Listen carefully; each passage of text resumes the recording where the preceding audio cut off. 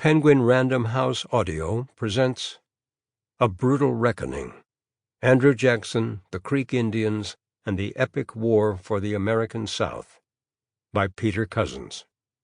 Read for you by Mark Bramhall. For Antonia. The Indians fought with so great spirit that they many times drove our people back out of the town. The struggle lasted so long that many Christians, weary and very thirsty, went to drink at a pond nearby, tinged with the blood of the killed, and returned to the combat, breaking in upon the Indians and beating them down.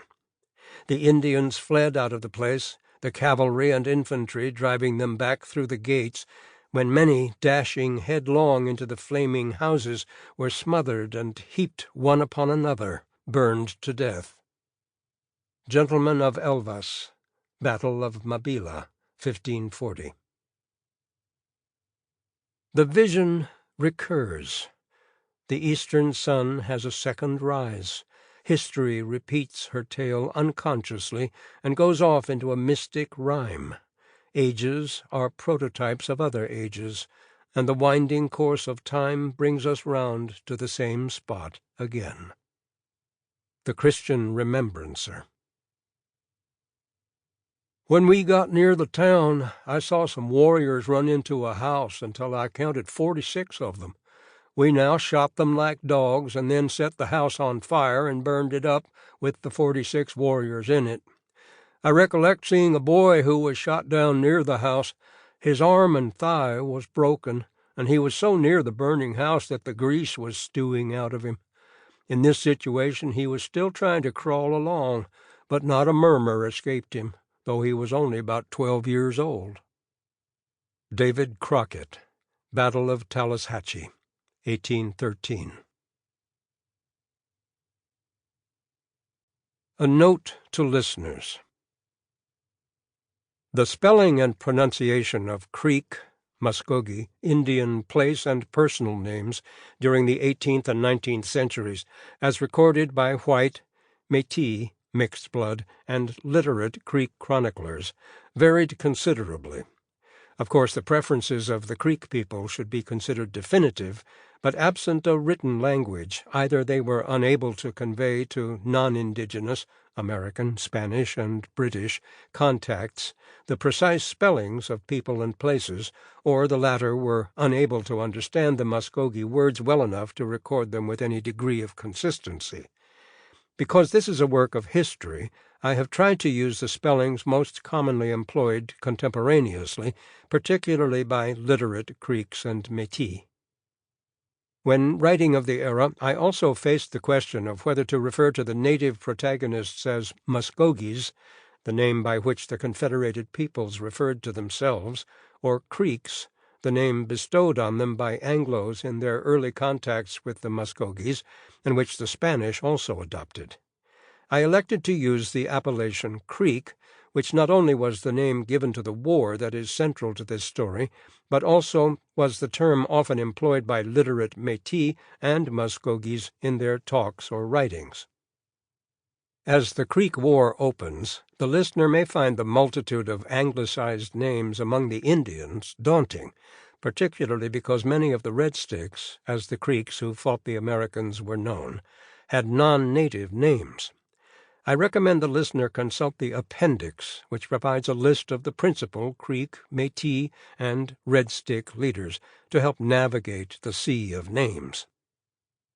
Today, the great majority of the descendants of the historic Creek Confederacy are members of the Muskogee Creek Nation, a self-governed tribe located in eastern Oklahoma.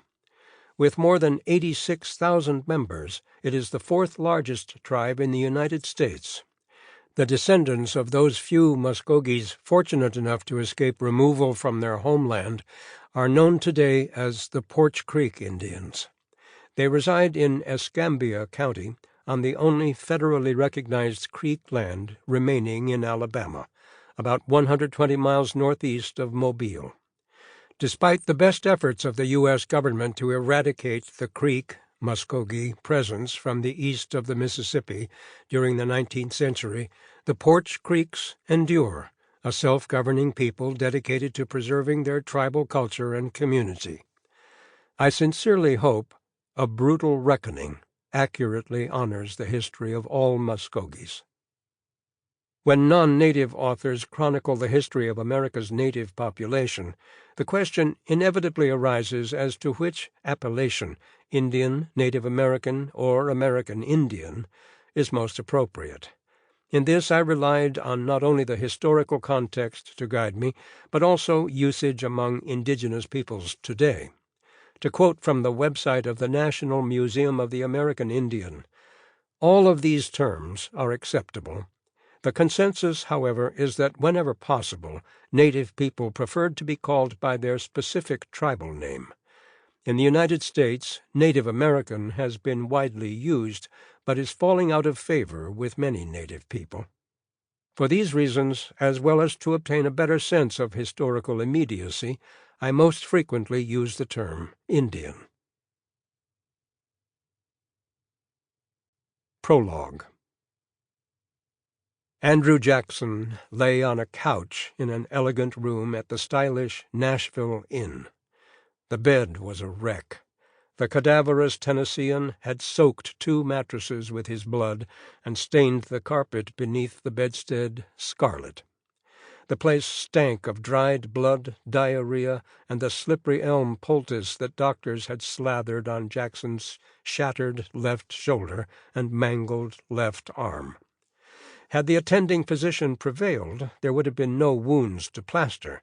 He had urged an amputation, to which the young doctor's nearly delirious patient objected. "No, I'll keep my arm," mumbled Jackson. Such was Jackson's fearsome reputation that no one presumed to dispute him. Neither did the doctor dare remove the lead ball embedded in his arm.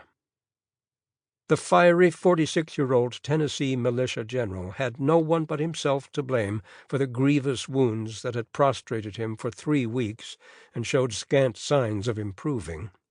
Cracking a horsewhip and brandishing a pistol, on September 4, 1813, Jackson had provoked a pointless but violent confrontation with his former friend and militia subordinate, Colonel Thomas Hart Benton, on the steps of a Nashville hotel, a scant 100 yards from where he now lay. Benton had just returned from Washington, D.C., where he had gone to obtain the War Department's promise to reimburse Jackson for a crippling debt the general had incurred on behalf of his Tennesseans after they were mustered into U.S. service early in the War of 1812 and then almost immediately cast aside unpaid, ill-used, and far from home. While Thomas Hart Benton was away, Jackson acted as second to the opponent of Benton's younger brother Jesse in a serio-comic, non-lethal duel that earned Jesse a bullet in the buttocks. Learning of the affair, a mortified Thomas Hart Benton publicly impugned Jackson's honor, a character trait the general held dearer than life itself. For that, his former subordinate must pay. "Now, you damned rascal, I am going to punish you. Defend yourself," Jackson had declared when they met. Instead, a slug and 2 balls from Jesse Benton's pistol punished Jackson. While Jackson lay helpless just 12 miles from his plantation, the Hermitage, where his wife Rachel and their young adopted son awaited his return, events more momentous than the wounding of the West Tennessee militia's controversial commanding general gripped the citizens of Nashville. The War of 1812 was going badly for the United States. British forces menaced the eastern seaboard and had repelled American attempts to seize Canada. Closer to home, 4 days after Jackson's senseless fracas, a rider from the Mississippi Territory galloped into town bearing news of a ruthless Creek massacre of the inhabitants of a frontier stockade called Fort Mims in present-day southwestern Alabama.